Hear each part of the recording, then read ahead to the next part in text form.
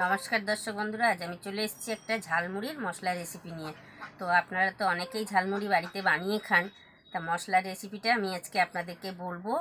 সেইভাবে বানিয়ে খাবেন, অবশ্যই ভালো লাগবে। আপনারা অনেকেই জানেন না এই মশলাটা কী কী দিয়ে বানানো হয়। তো চলুন শুরু করা যাক।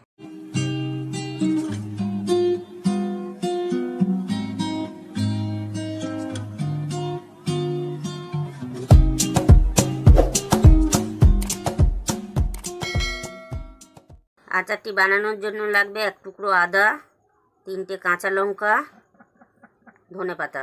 এগুলো এবার আমি বেটে নেব।